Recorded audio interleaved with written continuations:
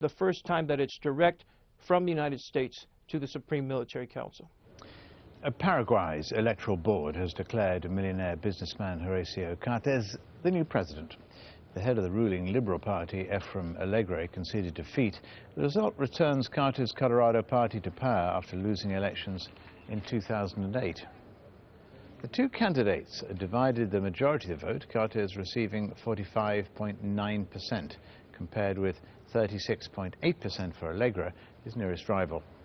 Election organisers said participation was just under 70% of around 3.5 million registered voters.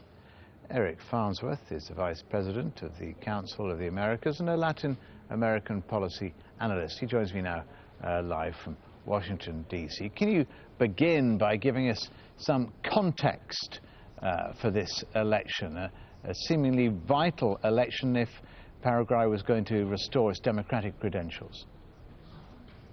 Well, it is an important election. I think that the result really wasn't unexpected. People expected that candidate Cartes would be the victor, and indeed he seems to have been.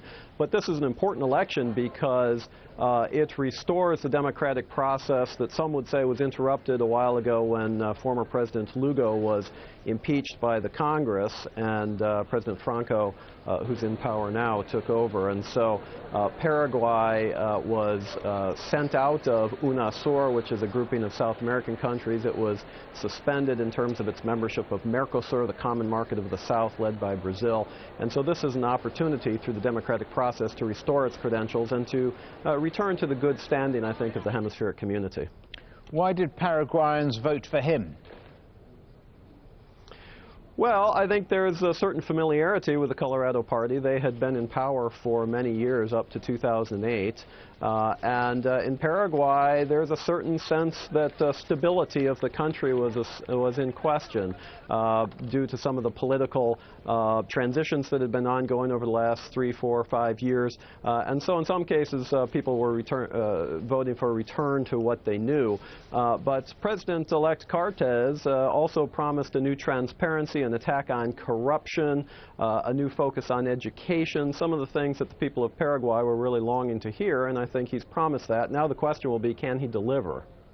Deliver on what? On beating corruption, on improving the economy, issues like that? Yeah, absolutely. And in fact, the Colorado Party for many years had been well known for really perfecting corruption in terms of governance. And so there is a bit of an image problem that he has to take head on. But he's not a career politician. He's a business person. And that appeals to some people because they think even though he's part of the Colorado Party, he's new to the Colorado Party. And he really comes from the outside. So they think perhaps that he has as good of a chance as any to really make good these promises against corruption, more transparency, more inclusiveness, an attack on poverty, all of the things that in Latin America today are really on the tips of people's tongues. Eric Farnsworth, many thanks for joining us, Eric. Thanks for having me. Polls are now closed in Ivory Coast, where